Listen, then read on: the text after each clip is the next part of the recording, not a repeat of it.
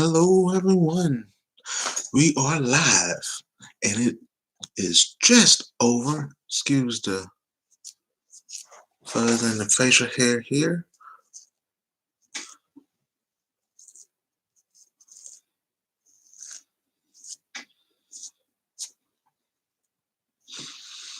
Sorry about that, but we are live.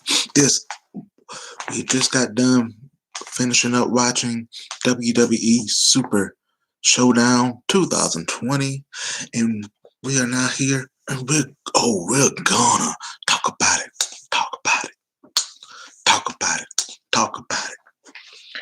And I'm so pumped up for the show.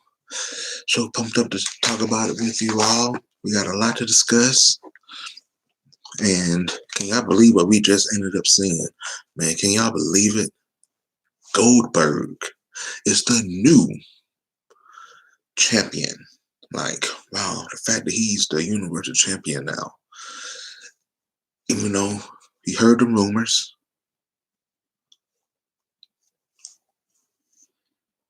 Brock Lesnar. Absolutely beat him down. We are here for it. And let's get into it, people. This is my first, it's technically the second live stream for wrestling, and we'll get things going. Get my notes together.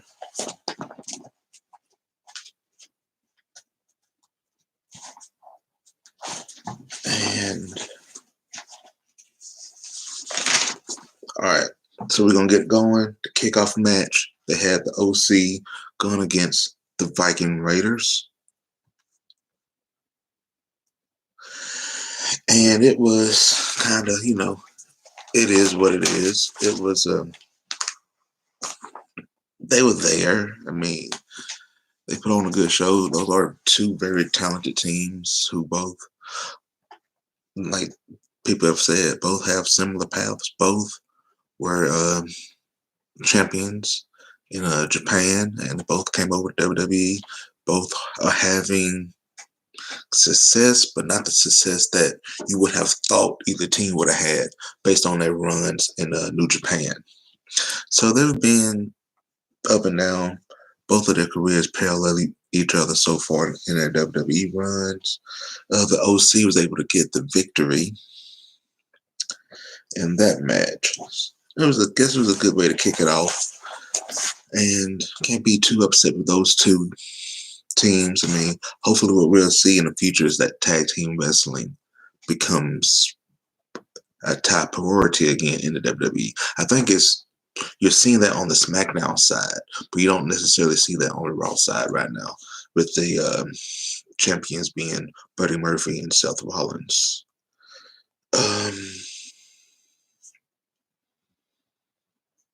Let's see. I'm not sure why. Hopefully I put the right title because I didn't algorithm this right. But anyway, we're going to get things going with the gauntlet match. I know they had an official name for it. I ain't saying all that.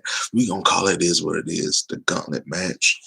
And that match started off, you had R-Truth.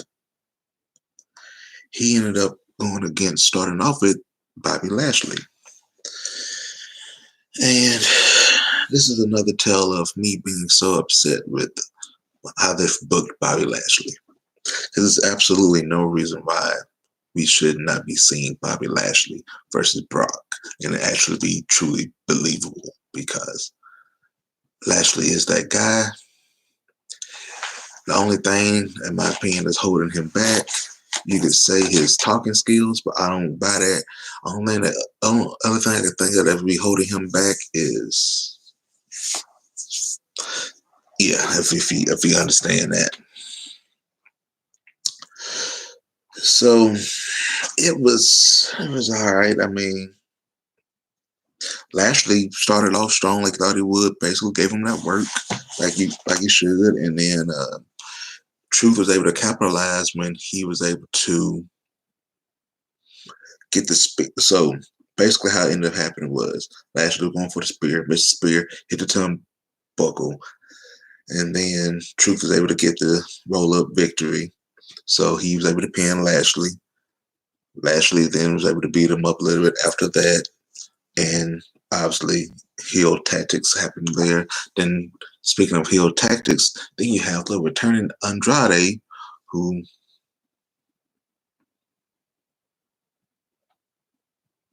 he got all the talent and ability to be great. Yes, he does. He does have all that talent. They just don't let him. And he's getting up there too. He's like 42 or something. So he doesn't have that much time left. So even though he's in great shape, obviously, but if you're going to do something with him, they need to do something with him. And that was the biggest thing why I was so excited for him to come back to WWE those years ago. Well, maybe a couple of years ago now. That's what I was excited about, based on the fact that you're going to potentially finally be able to see a Lashley versus Brock match. And they've completely butchered that since his return to the WWE. And then this stuff with Lana has just been ugh. You had like I was saying, the return of Andrade. I guess his 30 days is up.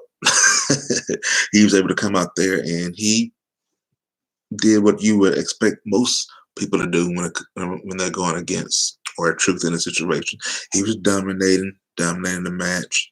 Then they had a situation where, even though clearly it was a planned spot, but it looked like where they had both guys hit their head and both were kind of out of it.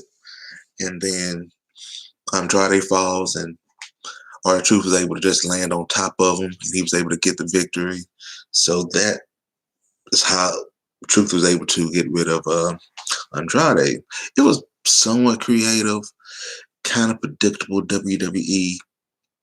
It's kind of a way that you can kind of save it with Andrade. You can be like, well, it was a fluke victory. Like, no, but it's like, I mean, it served its purpose. I'm also very curious to see what they're going to do with Andrade, because clearly they still have big plans for him, because if they didn't, they would have just stripped the title from him and then suspended him. And then you get Big Rowan. Eric Rowan comes out there and he, nothing really happened much. Basically, what ended up happening, the cage falls over. He ends up going nuts about that and getting disqualified. Does the little claw, the Iron Claw slam to R-Truth. Then he throws R-Truth into the steps. All that was a big ordeal, but a whole lot of nothing when it comes to Eric Rowan, like usual. So that happens with him. He ends up getting disqualified. And then this is when business starts to pick up a little bit. This is when you have R-Truth come. I'm sorry, but say that again. This is where business picks up, where you have AJ Styles come out. He's gonna come out with Let's talk about AJ for a second, man. AJ came out that night looking like a complete star. That entrance and everything, we know where that's going to build up to. Came out looking like a star. He did his thing, came through the ropes, did his thing. He was able to beat up Truth. He was basically able to do what he should have done against Truth. Then he was able to put him in the calf crusher. Then he was able to get the victory from that. And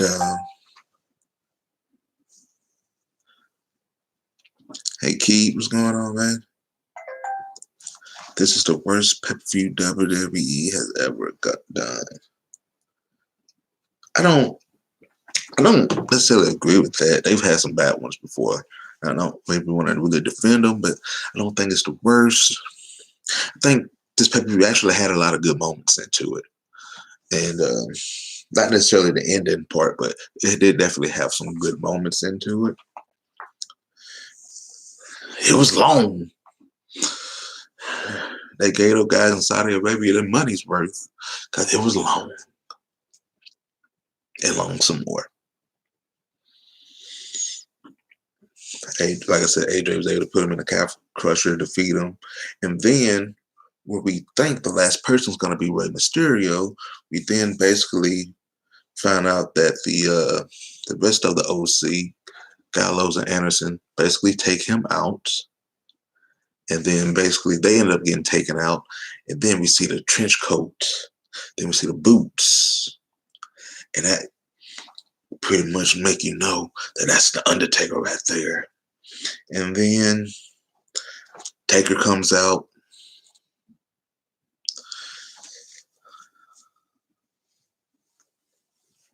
Goldberg.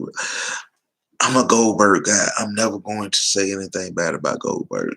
He's older now. He's in great shape. He does his thing. He gets off that realness vibe that you need in certain situations. That's what I think they needed. That's why they painted themselves in a bad situation when they even gave the title to the Fiend, because you're like, there's only certain type of people that could beat him. And really how WWE has done the performance the past few years, nobody's really truly believable in that role. The Undertaker interception was so obvious. Man, it was obvious. I mean, obviously when they did the boots and the hat, it was obvious, without a doubt. But I mean, everybody knew the reports that he was out there, and then we were able to see that come to fruition. And he comes out there, does the entrance. I don't care what anybody says. The entrance he has is amazing.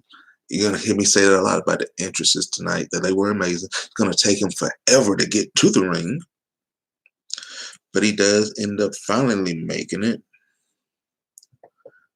And this was kind of where I was like, okay, let's see what they're gonna do, because I think a lot of people heard the rumors that they were planning a AJ Styles versus Undertaker match at WrestleMania.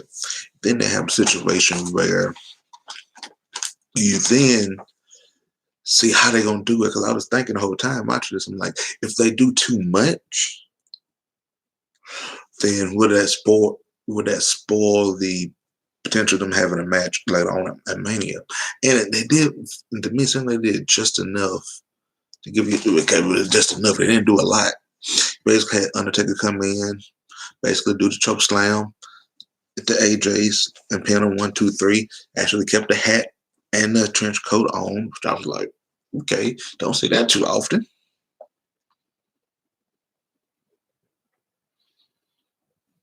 Well, yeah, once we saw Taker was in that match, we're like, well, this is over. Then he was able to get it. It's always good to see the Undertaker, because that's somebody that you don't get to see very often anymore. He was able to come in and get a victory, and then he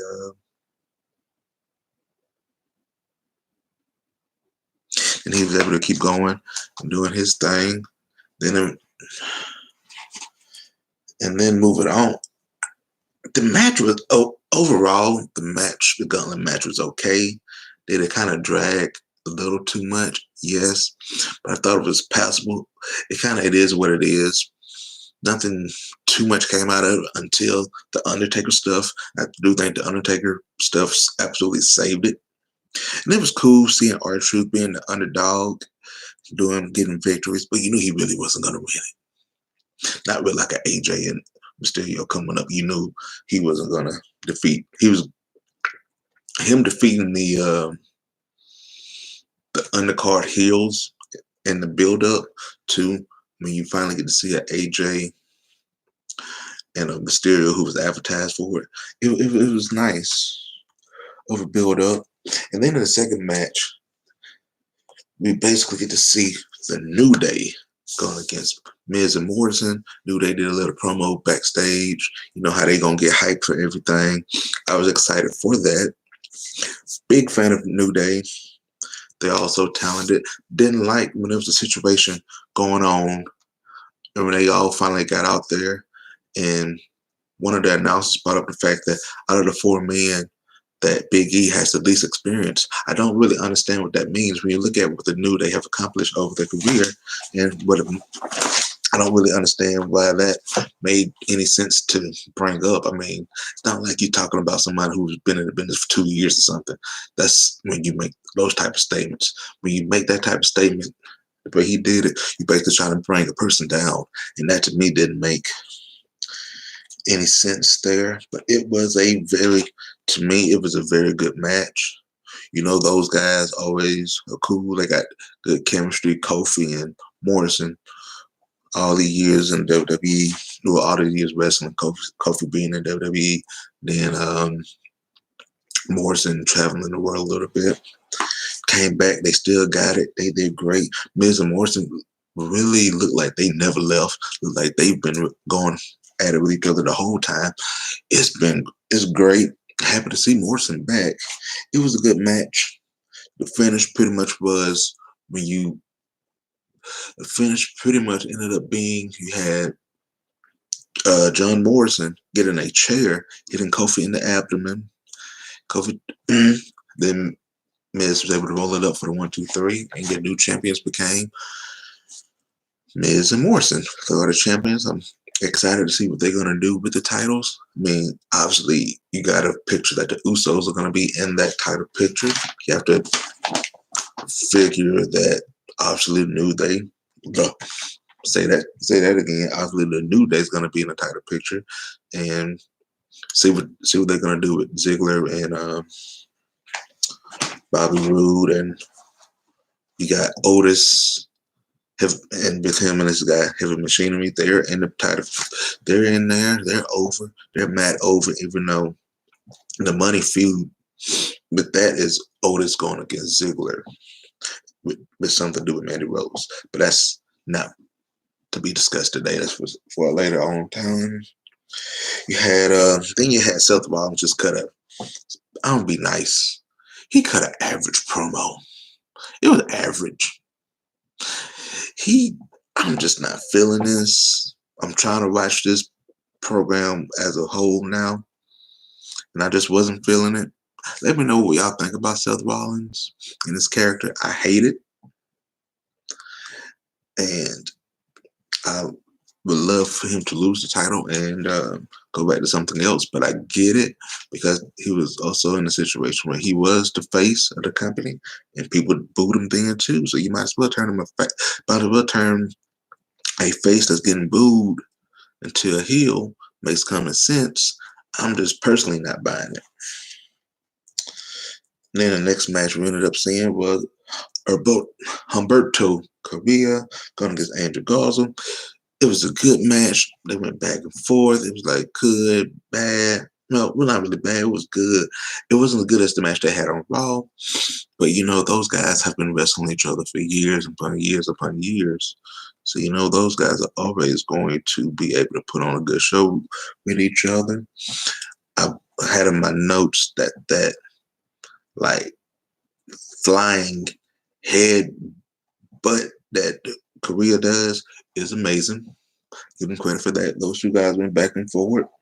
And I actually like the finish where it looks like Korea was going to set up to get the victory, and then Andrew Garza was able to basically stop the roll up and pin on 1, 2, 3. I liked that. I mean, like I said, wasn't their best match, but it was still a really good match.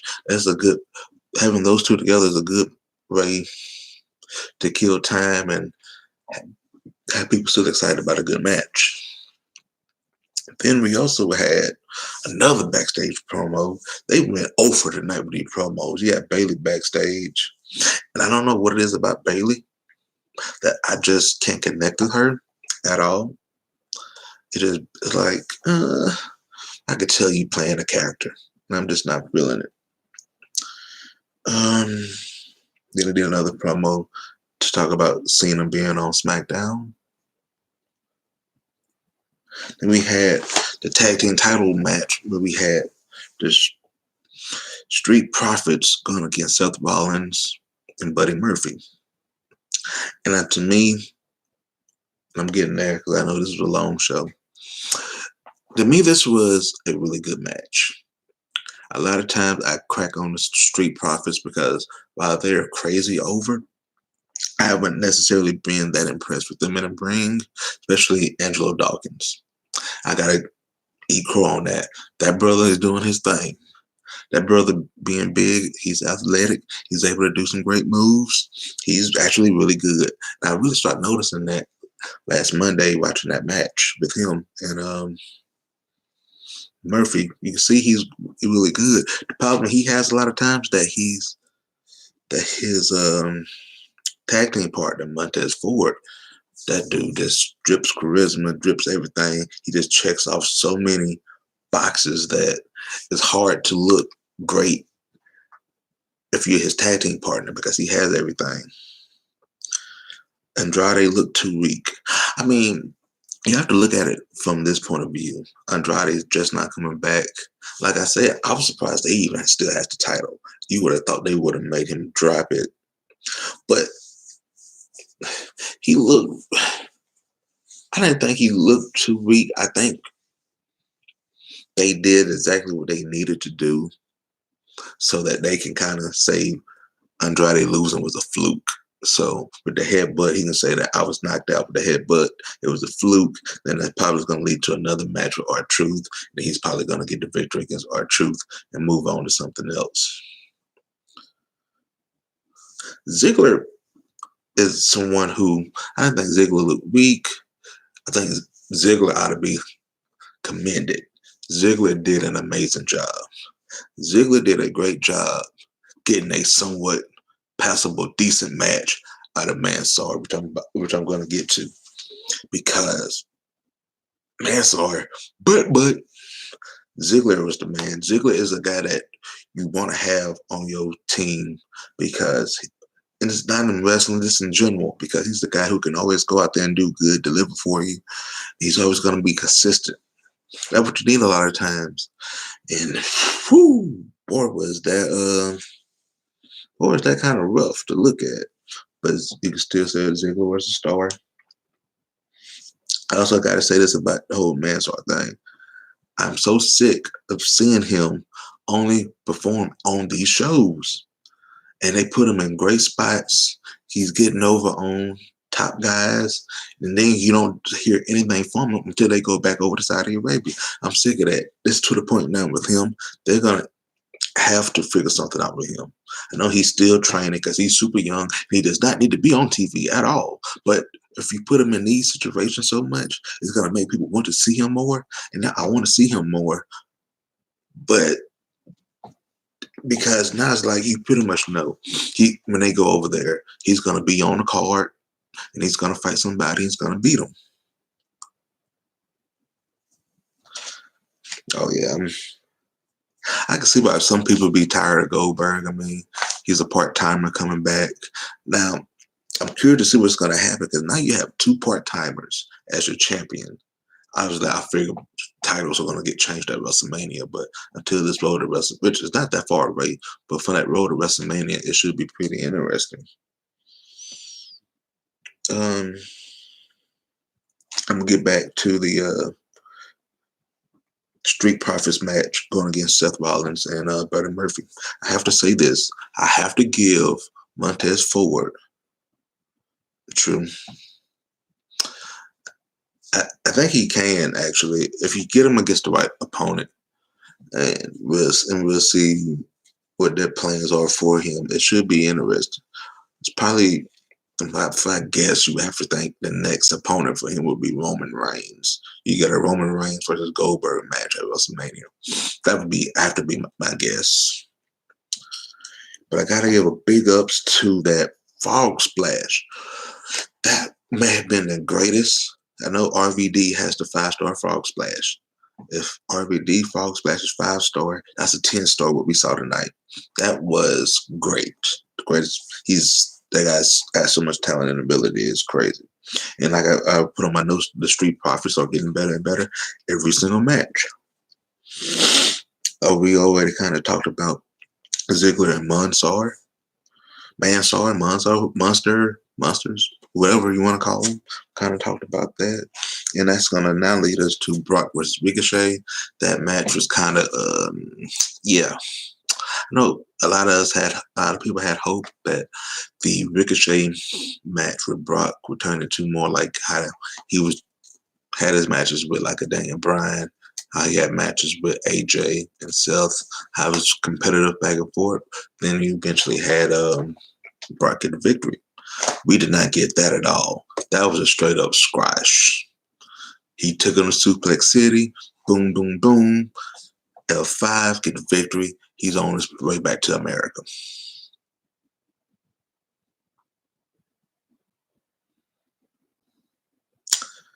Michael Buffon, I'm okie dokie. Well, that's cool. But thanks for tuning in. And then, but with that now, with Brock getting that victory, it is 100% official. Set up for WrestleMania. We're gonna have Brock versus Drew. That should be a good match.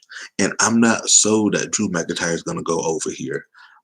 Something telling me Drew's gonna lose. I think it would make sense for Drew to lose this match at WrestleMania and have Brock be the champion for a little bit longer. We shall see. We got 5 weeks to Mania, so we'll see how that storyline plays out. Then we got Roman Reigns versus Baron Corbin, King Corbin, if you will, fighting again and again. I don't know how many times they've done this match or different type of varieties or whatever. I'm so tired of it. I said this is it. Let it steel cage. This should be the finish of it. I'm glad it's over because I'm sick of seeing those two on TV together. And I like both guys, but it's just been going on for way too long. Only thing that I give them credit for, and I didn't know how they were going to be able to do this. Doing the Baron Corbin and Roman Reigns stuff, they dragged it out, yes. But what they ended up doing was they were able to keep Roman Reigns busy enough until WrestleMania season really got hot and going. And now it's clearly set up now. But you got to believe it's going to happen. You're going to have the Elimination Chamber match.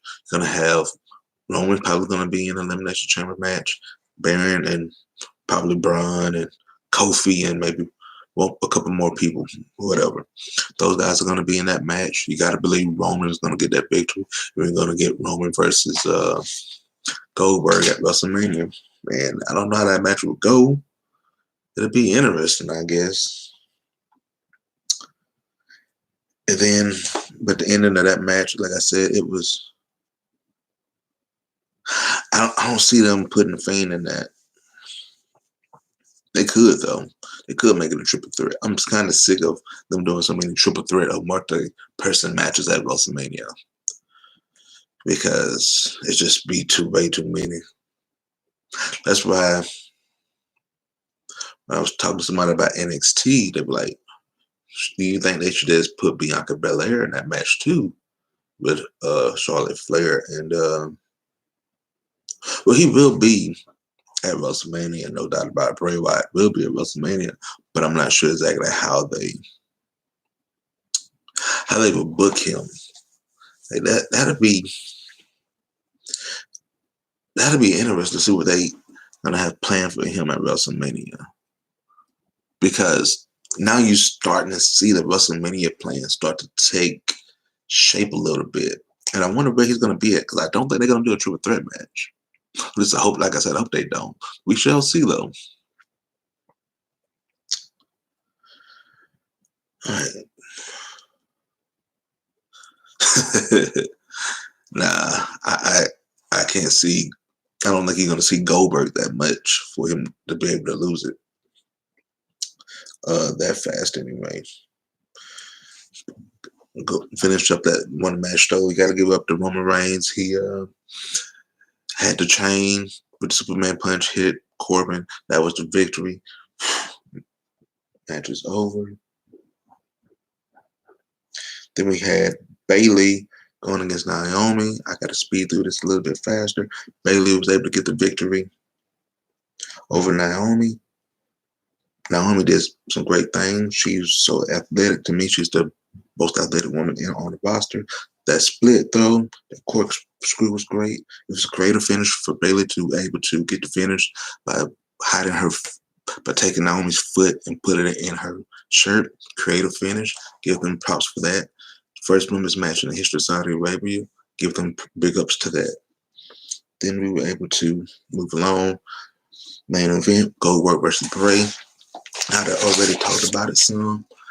And Goldberg was able to speak him about 4 or 5 times. Was able to get the spear, got that done. Then was able to get that jackhammer. He was able to get the victory, and it was pretty much over from that. Goldberg is your new champion. I'm excited for it. Like I said, I'm excited to see what they're gonna do with it. I'm gonna understand why some people are upset the fact that Bray Wyatt is not the champion anymore. Even though I never thought Bray should have been a champion in the first place. And that was pretty much your WWE Super Showdown reaction and review. I'm your host, Jonathan Lyman of the Jonathan Lyman brand, and I am out of here. I will talk to y'all later.